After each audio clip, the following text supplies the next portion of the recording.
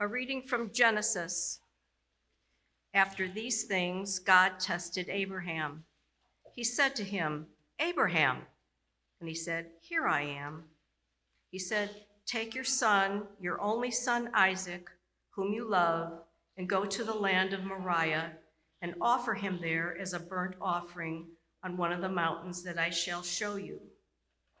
So Abraham rose early in the morning, saddled his donkey, and took 2 of his young men with him and his son Isaac.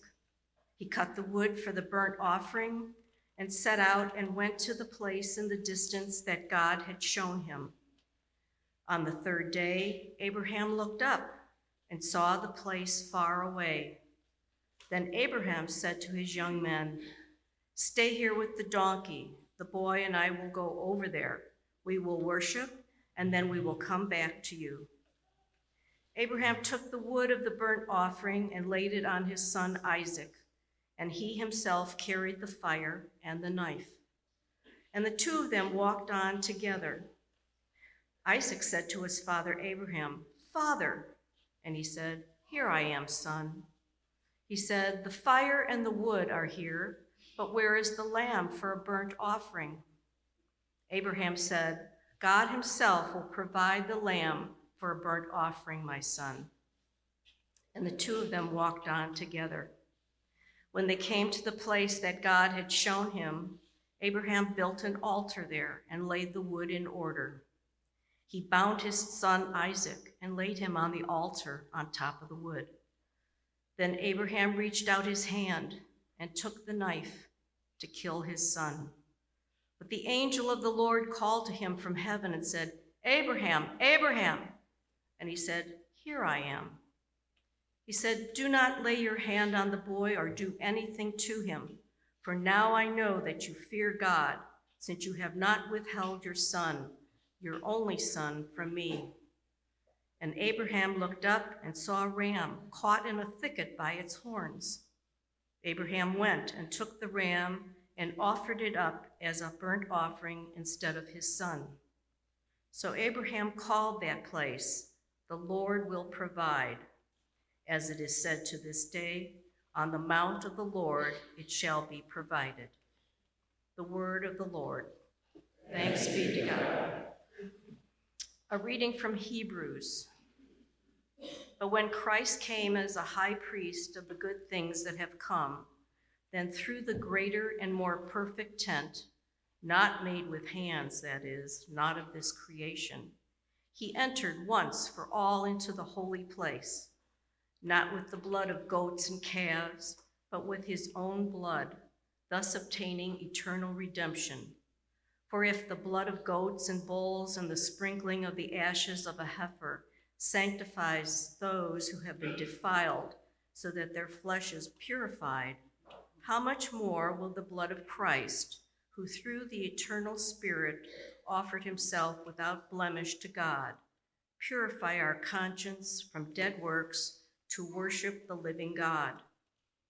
For this reason, he is the mediator of a new covenant, so that those who are called may receive the promised eternal inheritance, because a death has occurred that redeems them from the transgressions under the first covenant. The word of the Lord. Thanks be to God.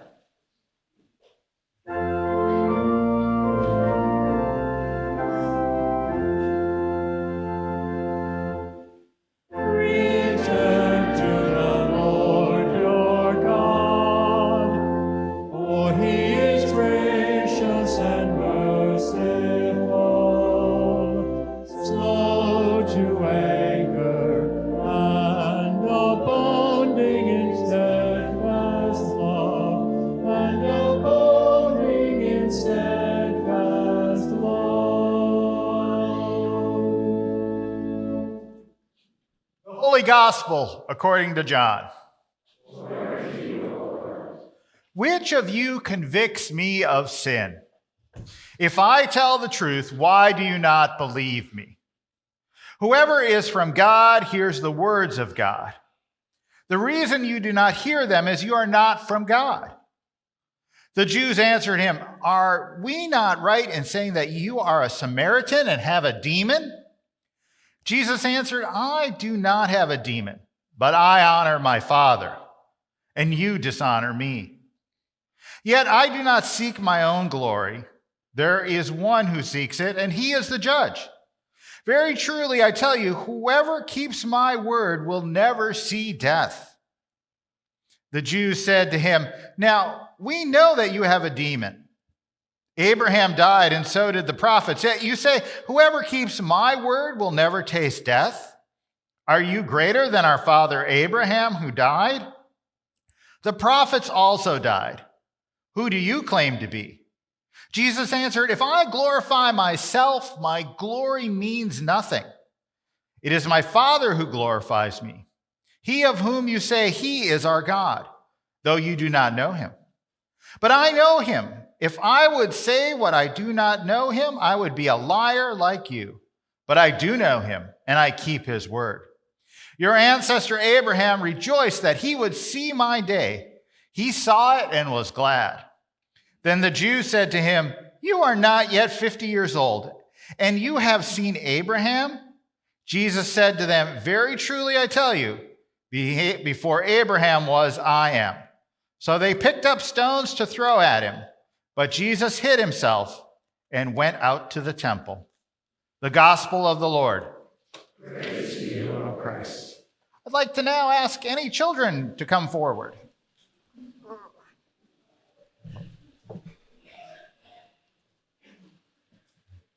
Anybody?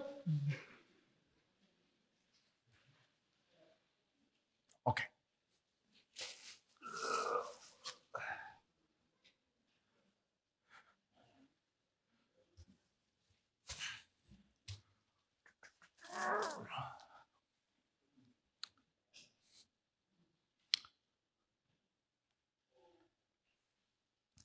Have you ever heard someone say to someone else, or perhaps you were the one who said, aren't you one of those crazy liberals? Or aren't you one of those deluded conservatives? It doesn't matter which end of the spectrum you're on. Such a classification statement is used to exclude. If you're so extreme, then there's no point relating to you. There's just no point because you're just too far away from our thinking or our culture. And we see something close to this interaction happening between the Jewish leaders and Jesus. Now, before our reading in John, Jesus was talking to the followers about being disciples and knowing the truth, and the truth setting people free. And some objected and said, we're descendants of Abraham. We've never been slaves. We've always been freed. They didn't really see the point because they made a claim that was factually false because their descendants were indeed slaves, and that was actually part of the Jewish tradition, is that we're slaves in Egypt, went through the Exodus, now we're free. And Jesus goes on to tell them that he is from the Father. And they are not from the Father because they're not doing the work of the Father. In fact, they're doing the work of the devil. Now, the Jewish leaders, they're resentful of this challenge that they're given. The temple leaders, they just do not want to hear anything else from Jesus. They are not just unhappy with Jesus. They're concerned that Jesus is going to take their power away. They worry that Jesus is going to upset the way things are. With the temple leaders in charge of people's sins and faith life, the temple leaders in charge of pretty much anything that's not given that the Romans don't do. The temple leaders, they want to dismiss Jesus because they don't want him to remain a threat to their power. So what do? They cast Jesus as the ultimate outsider. They say that he is a Samaritan. And if that were not enough, they also say that he has a demon. Now, Jesus responds to only one of their accusations. He does not respond to them claiming he is a Samaritan. Now, perhaps you're asking, well, why this accusation of being a Samaritan? Aren't those the nice people who help the people on the side of the road? Well, for Jewish people at that time, Samaritans were the outsiders. They were the people that real Jews looked down on. They did not associate with Samaritans.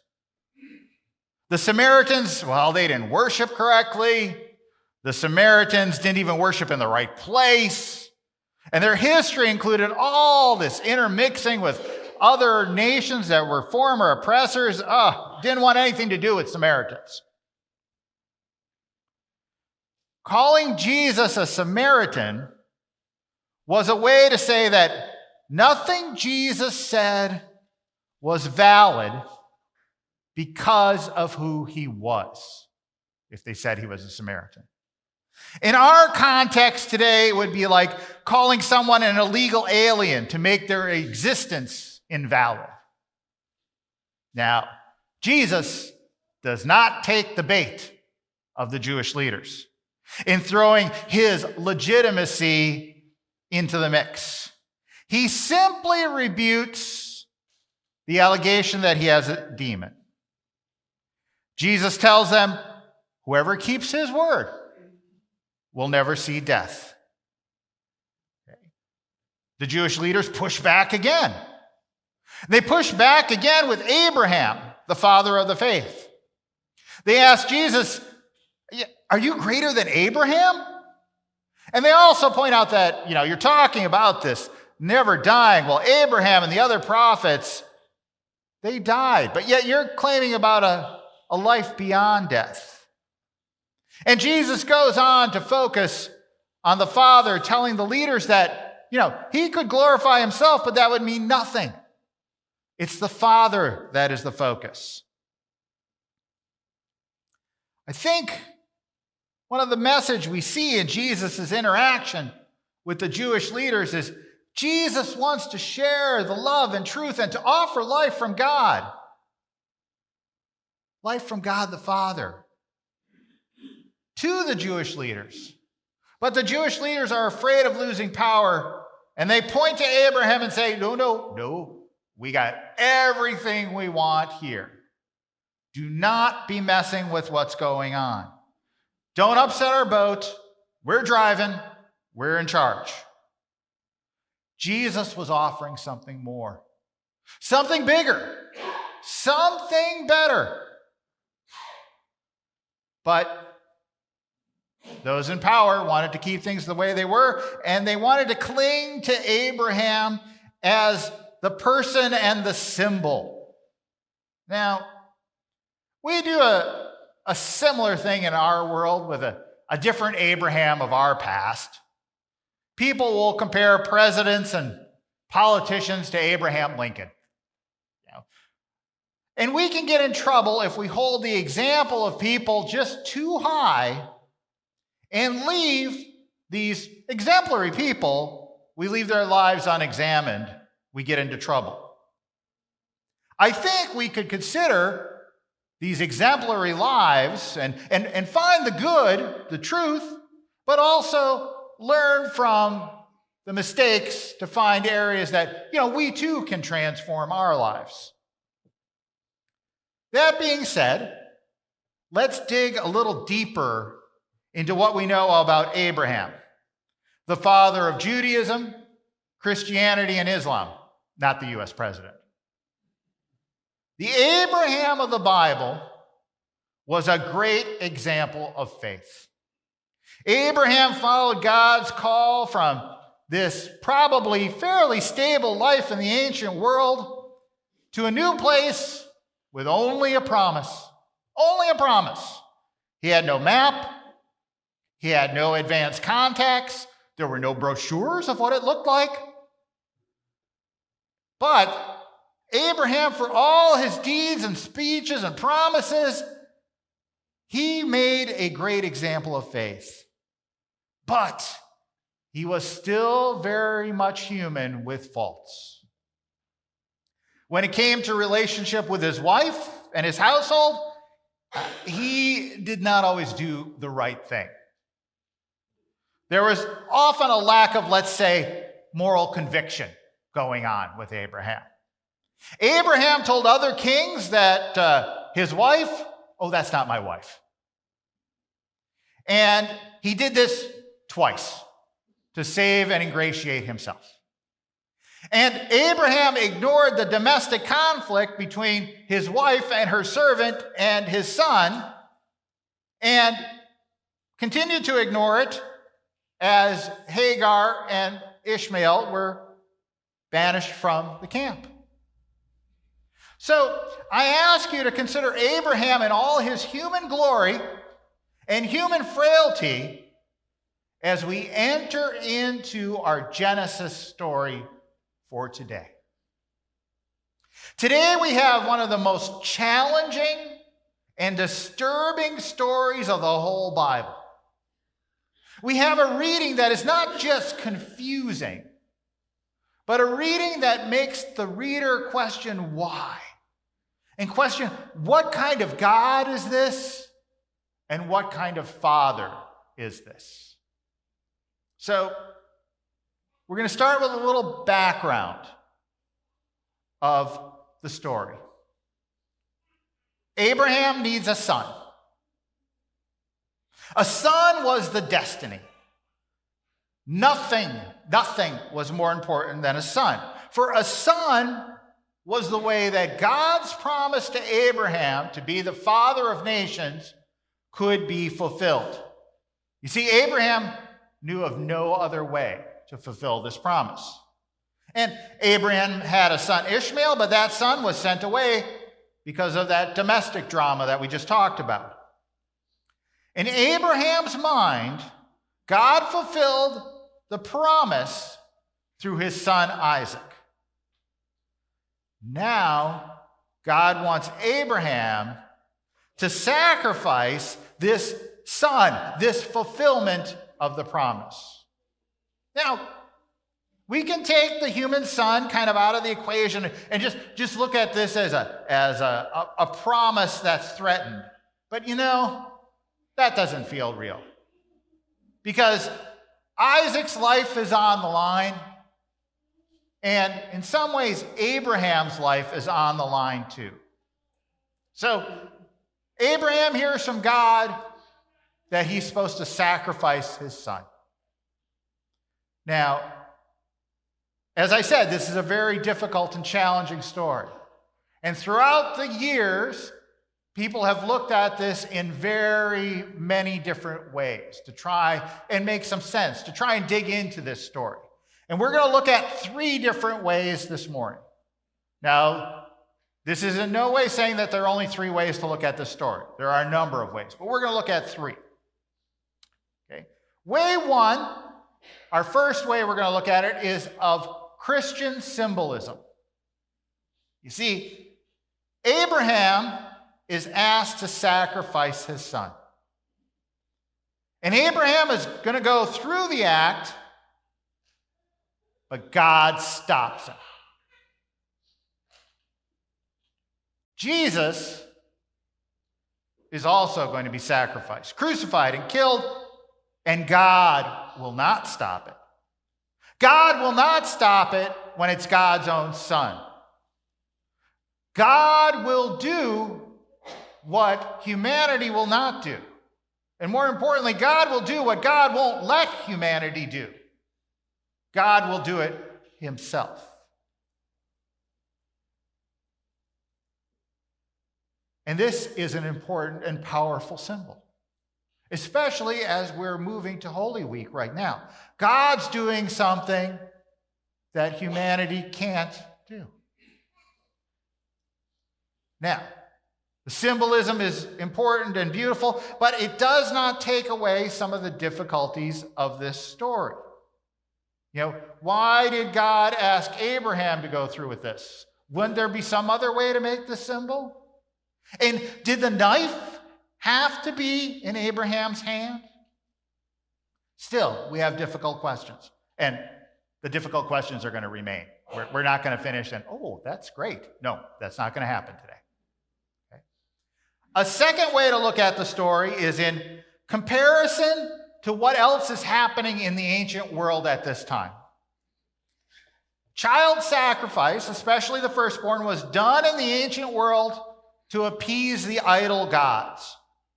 And the Bible was very much against this practice. Thus, one could view this story as reinforcing this prohibition. Abraham was asked by God to sacrifice his son, but this was a practice that Abraham and also the first people to hear this story, they knew about.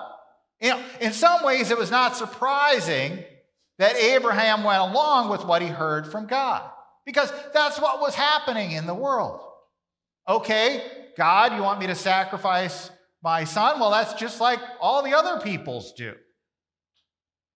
But God, in turn, stopped Abraham, showing Abraham that indeed the God of the universe, the God he worshiped, was not like the idols. There will be no child sacrifice. We are not like the other people. We, as people of Abraham, are going to be different. We will not have any children sacrificed. Now, the third way we're going to look at this is perhaps the most interesting and challenging of the three. Because we look at God in this third way, we're going to look at God in a little different way, and we're going to look at Abraham in a little different way. So, one of the people in the past that was very challenged by this story was Søren Kierkegaard. Lived about 200 years ago, a Danish Lutheran. And he was Lutheran because if you were born in Denmark at this time, you were a Lutheran. Okay? So, Kierkegaard, in his famous book, Fear and Trembling, takes 4 episodes of this Abraham story and puts them one right after another and asks us to look at these stories as he struggles with them. Because his struggle is that Abraham should not have gone through with this. Abraham should not have gone through with this. And he's not the only one. He is not the only one. There is, in the Jewish tradition, there are rabbinical reimaginings or refocusing on stories. So one rabbinical story of this is that it says that Abraham failed his test of faith. Abraham's very zeal to follow God made him delusional, and it clouded his imagination. And Abraham misunderstood God's command. And in this interpretation, it is not Abraham whose horror grows as Abraham travels up this mountain with Isaac, but it is God's. It is God's. So from Kierkegaard and this ancient rabbinic tradition, it's like Abraham should have known better. Abraham was imagining, he had a delusion of what God wanted from him. Now, that is not the most interesting part of this story, though. Here's what I think is the most interesting part of this rabbinic tradition. Because if you remember one detail of this Abraham story, the ending was they found something to sacrifice. What did they find? A ram. So in this rabbinic tradition, God placed the ram in the thicket on the mountain from the beginning of time. The ram was always there. The alternative was always there. And I think that may be a message for us today. As we wrestle with God and as we make choices in our life, God always supplies an alternative, always supplies a way.